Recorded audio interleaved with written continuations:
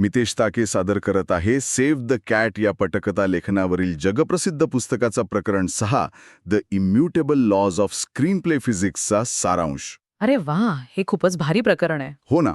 म्हणजे कधी विचार केलाय की पल्प फिक्शन मधला एखादा निर्दयी मारेकरी आपल्याला आपलासा का वाटतो? किंवा एखादा एलियनचा चित्रपट बघताना त्यात एलियन सोबत अचानक भूत आलं तर आपल्याला हसू का येतं? अगदी बरोबर.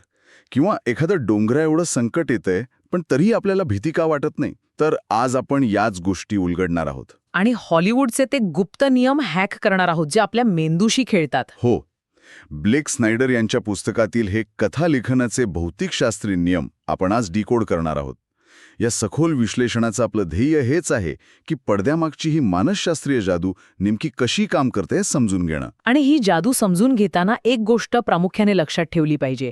हे नियम कोणत्याही विद्यापीठाच्या बंद खोल्यांमध्ये तयार झालेले नाहीत. म्हणजे हे कोरडे सैद्धांतिक नियम नाहीत का? अजिबात नाही. कसं आहे ना, हे नियम थेट हॉलिवूडच्या अनुभवातून आलेत. अक्षरशः तिथल्या अनेक दशकांच्या ट्रायल आणि एररमधून तयार झालेत. म्हणजे प्रॅक्टिकल जगातून आलेले आहेत तर. हो. कोणताही चित्रपट जेव्हा पडद्यावर जिवंत होतो आणि प्रेक्षकांच्या मनाचा ठाव घेतो तेव्हा त्यामागे हेच न बदलणारे नियम काम करत असतात. कथेची बांधणी करताना कोणत्या चुका कथा पूर्णपणे नष्ट करू शकतात? अगदी. आणि कोणत्या बारकाव्यांमुळे कथा अमर होते याचा हा एक अचूक नकाशाच आहे. जेव्हा आपण एखादी कथा ऐकतो किंवा पाहतो तेव्हा आपला मेंदू काही विशिष्ट गोष्टींची अपेक्षा करत असतो. अच्छा. म्हणजे ह्या अपेक्षांना आकार देण्याचं काम हे नियम करतात. चला तर मग हे जरा सोप्या भाषेत समजून घेऊया.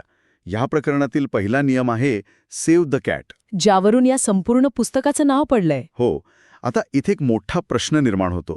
आपण लहानपणापासून ज्या कथा ऐकतो त्यातला नायक हा नेहमी परिपूर्ण असतो ना? अगदी. सर्व गुणसंपन्न किंवा आदर्शाचा पुतळा. हो, पण आजकालच्या चित्रपटांमध्ये तसं नसतं. बऱ्याचदा नायक हा अँटी हिरो असतो. म्हणजे तो थोडा स्वार्थी असू शकतो, व्यसनी असू शकतो. किंवा चक्क गुन्हेगारी प्रवृत्तीचाही असू शकतो. मग अशा नायकाला प्रेक्षक कसे काय स्वीकारतात? एक गुन्हेगार अचानक आपला हिरो कसा बनतो? इथेच मानवी मानसशास्त्राची एक अत्यंत रंजक बाजू समोर येते. आपण माणसं जगाकडे पाहताना निरपेक्ष दृष्टिकोन ठेवत नाही. म्हणजे आपण तुलना करतो का? अगदी. आपण नेहमी तुलनात्मक विचार करतो. नैतिकतेच्या बाबतीतही आपला मेंदू ह्याच पद्धतीने काम करतो. सेव्ह द कॅट ही संकल्पना अगदी ह्याच तुलनात्मक नैतिकतेवर बोट ठेवते. म्हणजे कसा? जेव्हा लेखकाला एका सदोष नायकाबद्दल प्रेक्षकांच्या मनात सहानुभूती निर्माण करायची असते तेव्हा तो नायकाला अचानक चांगला बनवत नाही. मग तो काय करतो? त्याऐवजी तो खलनायकाला नायकाहून अनेक पटींनी अधिक वाईट, क्रूर आणि अमानुष दाखवतो. बापरे. म्हणजे प्रेक्षकांच्या नैतिक तराजूमध्ये खलनायकाचं पारडं इतकं जड करायचं की नायकाचं पारडं आपोआप वर उचललं जातं आणि तो चांगला वाटू लागतो. यातली सर्वात आकर्षक गोष्ट हीच आहे. म्हणजेच नायकाला पांढरा रंग देण्याऐवजी त्याच्या मागची पार्श्वभूमी इतकी गडद काळी करायची की नायक आपोआप उजळ दिसेल. अगदी तंतोतंत. सूत्रानुसार पल्प फिक्शन या चित्रपटाचं एक उत्तम उदाहरण यात दिलंय. या चित्रपटात जॉन ट्रॅव्होल्टाने साकारलेलं पात्र एक व्यावसायिक मारेकरी आहे. हो, तो लोकांचे खून करतो. तरीही प्रेक्षक म्हणून आपण त्याच्या बाजूने उभे राहतो. त्याला काही होऊ नये अशी प्रार्थना करतो.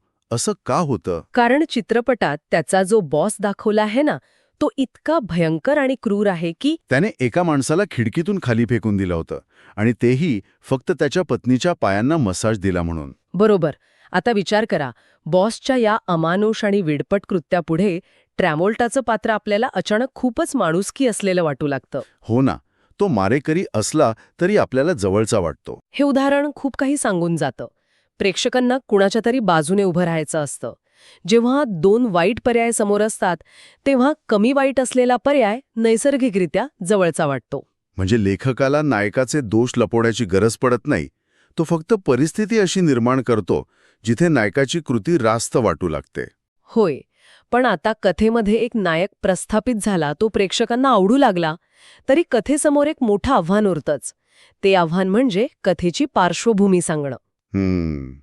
हो. आणि इथेच कथेचा वेग मंदावण्याची शक्यता असते.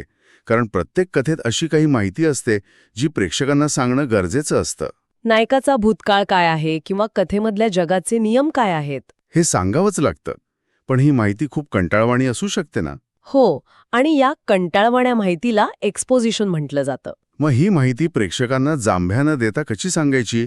इथे तो दुसरा नियम येतो ना, द पोप इन द पूल.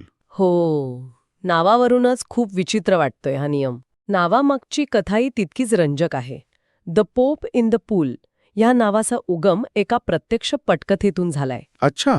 एका लेखकाला व्हॅटिकनच्या राजकारणाबद्दल आणि तिथल्या क्लिष्ट नियमांबद्दल प्रेक्षकांना माहिती द्यायची होती. बापरे, व्हॅटिकनचे नियम. हे नुसतं संवादातून सांगितलं असतं तर ती एखाद्या कंटाळवाण्या व्याख्यानासारखी वाटली असती. मग लेखकाने काय शक्कल लढवली? काय? त्याने तो संवाद अशा दृश्यात लिहिला जिथे स्वतः पोप चक्क स्विमिंग पूलमध्ये पोहत आहेत अरे वा. आणि पोता पोता तेही माहिती देतायत. आता विचार करा, पोप सारखी अत्यंत आदरणीय व्यक्ती स्विमिंग पूलमध्ये पोहताना पाहणं. हे दृश्यात्मकदृष्ट्या इतकं आकर्षक आणि अनपेक्षित होतं की प्रेक्षकांचे डोळे तिथेच खिळले असतील. अगदी. आणि त्याच वेळेस मेंदू दृश्य पाहण्यात मग्न असताना कानांमधून ती कंटाळवाणी पण आवश्यक माहिती हळूच आत पोचवली गेली. म्हणजे हे अगदी लहान मुलांना कडू औषध साखरेच्या पाकात लपवून देण्यासारखं आहे का? हो, किंवा जेवायला घालताना त्यांच्या हातात एखादं रंगीत खेळणं देण्यासारखं. बरोबर. त्यांचं लक्ष त्या खेळण्याकडे असतं आणि इकडे घास भरवला जातो. चित्रपटांमध्येही हेच होतं तर. होय, प्रेक्षक पडद्यावरील एखादी जबरदस्त ॲक्शन किंवा कार चेस पाहण्यात गुंतलेले असतात. त्यांना वाटत असतं की ते फक्त मनोरंजन अनुभवतायत. पण प्रत्यक्षात लेखक अत्यंत शिताफीने कथेचा तो कंटाळवाणा पाया रचत असतो. ही खरोखरच मानवी लक्ष वेधून घेण्याची एक अफलातून पद्धत आहे. मानवी मेंदू एकाच वेळी अनेक गोष्टींवर समान लक्ष केंद्रित करू शकत नाही. म्हणजे डोळ्यांसमोर काहीतरी गतिमान घडत असलं की मेंदूची तार्किक बाजू शांत होते आणि माहिती सहजतेने स्वीकारली जाते. अगदी बरोबर. आता माहिती लपवण्याची ही कला आत्मसात केल्यानंतर आपण आता कथेतील संकट आणि जादू यांच्या रचनेकडे वळायला हवं. इथेच खरी गंमत येते. कारण अद्भुत गोष्टी दाखवण्याच्या मोहात पडून लेखक अनेकदा मोठी चूक करतात. हो, आणि इथे आपला पुढचा नियम येतो, double mumbo jumbo. Double mumbo jumbo हे नाव ऐकायला गमतीशीर वाटत असलं तरी हा नियम कथेच्या विश्वासार्हतेचा कणा आहे. हो ना. याचा सरळ अर्थ असा की एकाच चित्रपटामध्ये एकापेक्षा जास्त प्रकारच्या जादूंचा मारा करू नये. म्हणजे समजा आपण एखाद्या सायफाय चित्रपटात परग्रहावरून आलेले एलियन्स बघत असू तर आपण ते अगदी सहज स्वीकारतो. पण त्याच एलियन्सच्या कथेत जर अचानक एका पात्राच्या अंगात भूत शिरलं किंवा तिथे व्हॅम्पायर आला तर मात्र आपला गोंधळ उडतो. आपल्याला हसू येऊ लागतं. असं का होतं? जादू तर जादूच असते ना. यामागे सस्पेन्शन ऑफ डिसबिलीफ हे तत्व काम करतं. जेव्हा प्रेक्षक चित्रपटगृहात बसतात तेव्हा ते स्वतःहून आपला तार्किक मेंदू बंद करायला तयार असतात. म्हणजे ते लेखकासोबत एक करार करतात का? हो, एक अघोषित करार. ठीक आहे, तुझ्या या जगात एलियन्स आहेत यावर आम्ही विश्वास ठेवतो. अच्छा. पण जेव्हा लेखक त्याच जगात अचानक भूतांना आणतो तेव्हा तो करार मोडला जातो. कारण प्रत्येक काल्पनिक जगाचे स्वतःचे असे काही नियम असतात, जे प्रेक्षकांच्या मेंदूने नव्याने बनवलेले असतात. अगदी. दोन वेगवेगळ्या प्रकारच्या अशक्य गोष्टी एकाच जगात एकत्र आणल्या की ती रचना कोसळते, मेंदू गोंधळतो आणि प्रेक्षक कथेबाहेर फेकले जातात. म्हणजे देव आणि एलियन्स एकाच कथेत असतील तर प्रेक्षकांच्या मेंदूला दोन वेगळ्या प्रकारच्या विश्वासांची सांगड घालता येत नाही. हो, जादू असली तरी तिला काहीतरी तर्क असावा लागतो. तिची स्वतःची एक चौकट असावी लागते. हे अगदी पटण्यासारखं आहे. पण मला इथे एका वेगळ्याच मुद्द्यावर चर्चा करायची आहे. मला एक प्रश्न विचारायचा आहे. विचारा ना.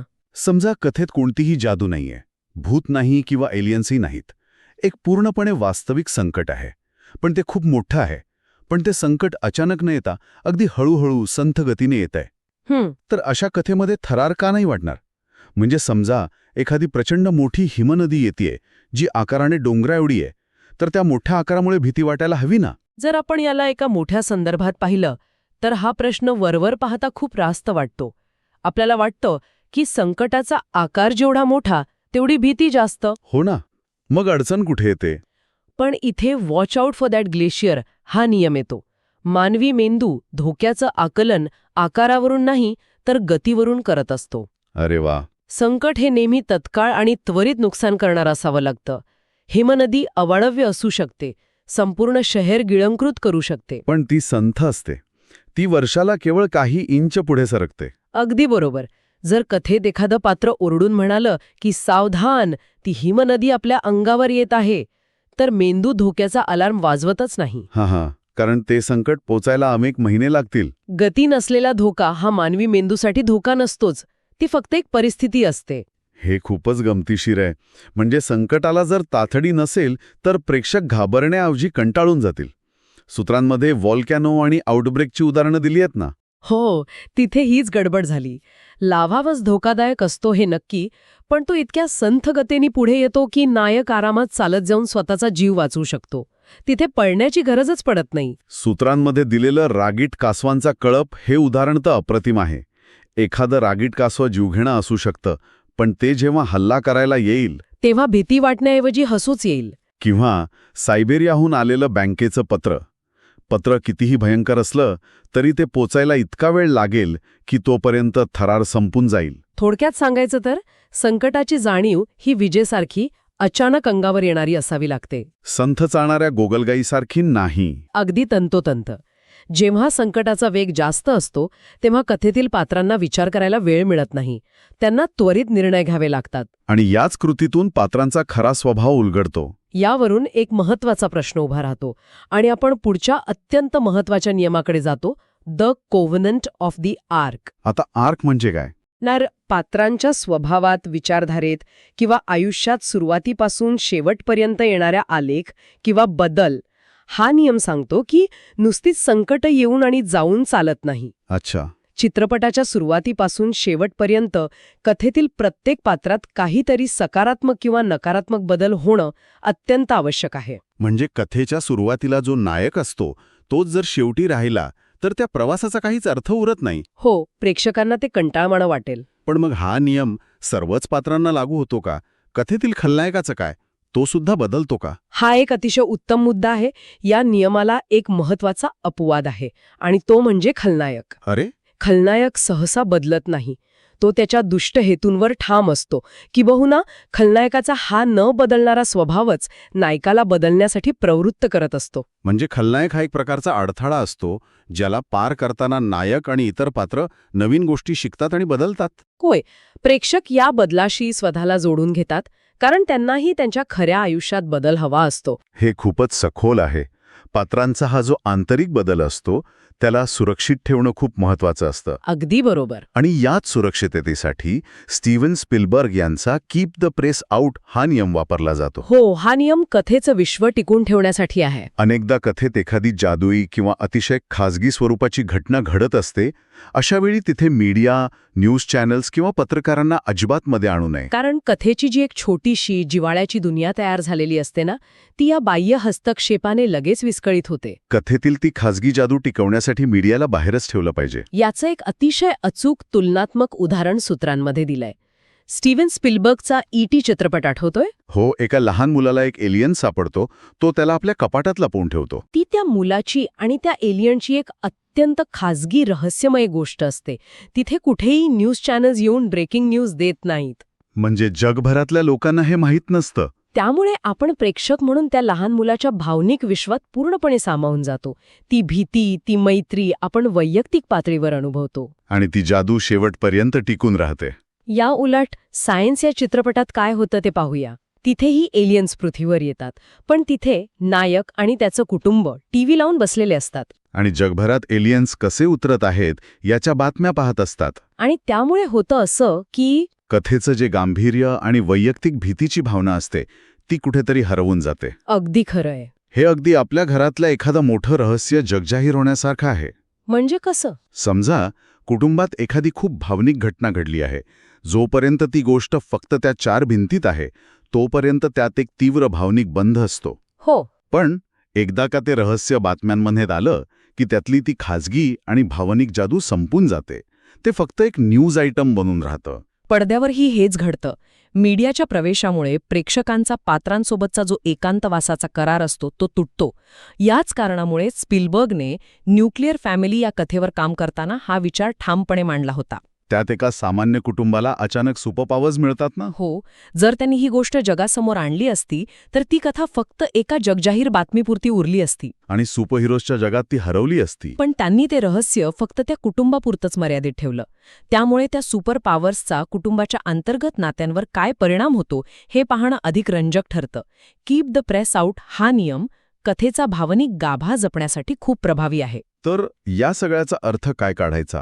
आजच्या सखोल चर्चेत आपण कोणते नियम पाहिले याची थोडक्यात यादी करूया. नक्कीच. पहिला, सेव्ह द कॅट, म्हणजे अँटी हिरोला योग्य ठरवण्यासाठी खलनायकाला अधिक वाईट दाखवणं. दुसरा, द पोप इन द पूल, म्हणजे कंटाळवाणा भूतकाळ लपवणं. एकाच कथेत दोन वेगळ्या प्रकारच्या जादू न वापरणं. चौथा, watch out for that glacier, संकट संथ नसून तत्काळ असावं. पाचवा, कव्हनेंट ऑफ द आर्क, खलनायक वगळता सर्व पात्रांमध्ये बदल होणं. आणि सहावा, कीप द प्रेस आउट, कथेची जादू टिकवण्यासाठी मीडियाला बाहेर ठेवणं. हे सगळे नियम एकत्र येऊन एक अशी कथा विणतात जी प्रेक्षकांना शेवटपर्यंत खुर्चीला खिळून ठेवते. हे सर्व समजून घेतल्यानंतर एक खूपच रंजक विचार मनात येतो. कोणता? जर चित्रपटांसाठी असे भौतिकशास्त्राचे नियम आहेत तर आपण आपल्या रोजच्या जीवनात मित्रांना जे किस्से सांगतो त्यातही असे नियम नकळत वापरत असू का? अरे वा, म्हणजे खऱ्या आयुष्यात. हो ना. आपल्या ऑफिसमधील अत्यंत कंटाळवाणा मीटिंग्समध्ये जर आपण द पोप इन द पूल हा नियम वापरला तर त्या मीटिंग्स किती रंजक बनतील. म्हणजे कंटाळवाणी आकडेवारी सांगताना एखादी अनपेक्षित कथा सांगायची. अगदी. किंवा स्वतःच्या चुका लपवण्यासाठी आपण नकळत सेव्ह द कॅट वापरतो का? या नियमांचा जाणीवपूर्वक वापर करून आपण आपल्या संवादाची जादू नक्कीच वाढवू शकतो. यावर श्रोत्यांनी नक्की विचार करायला हवा. नक्कीच. पुन्हा भेटूया या पुस्तकाच्या प्रकरण 7चा सारांश ऐकण्यासाठी. नमस्कार.